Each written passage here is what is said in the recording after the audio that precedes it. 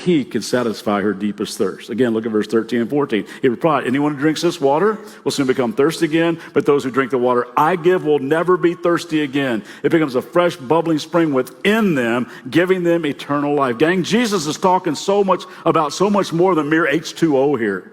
He knew what she was really thirsty for, and he knew how she was trying to quench that thirst. And haven't you found that all of our surface attempts to fill our deepest needs only last a little while?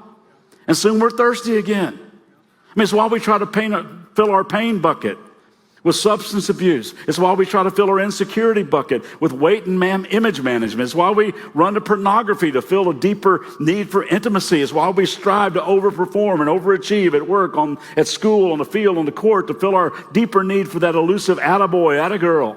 It's why we fill our closets and spend money on more and more stuff to fill the look at me approval bucket. It's why we power up on people and lash out in fits of anger to fill that deeper need we have for being somebody significant. It's why we chase relationship after relationship to fill our deeper need to be loved. And gang, those things never last. They're shallow and temporary and will only leave us thirsty again. God says this in Jeremiah chapter 2, verse 13 from the Old Testament of the Bible. My people have committed two sins. Here they are.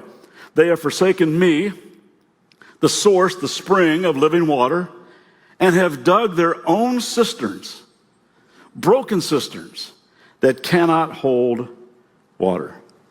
I grew up in Kentucky, and I can remember an old song that I learned way back in third grade music class. You know how some songs you learn as a kid, you just never ever forget them? They just stick in you. The song was, there's a hole in my bucket. You ever heard this song? There's a hole in my bucket, my bucket, my bucket. There's a hole in my bucket, dear Liza, a hole. And it goes on and on and on and on. Anybody else ever sing that song? Okay, maybe just a Kentucky thing. But I'm so grateful for the day that I discovered there's a hole in my bucket. Because I had dug all kinds of broken cisterns that would not hold water. Well, they could hold enough to give me a little sip, give me a quick fix, but they never enough to wash over me and quench my deepest thirst. Jesus knows our deepest thirst. And not only does he know it, but he promises that if we come to him daily to meet our needs, we will never be thirsty again. Because he's the source. He's the spring. He is the living water. Well, this woman was wondering how Jesus could get to the deep places of Jacob's well without a rope and a bucket. He was reaching into the well of her deep soul.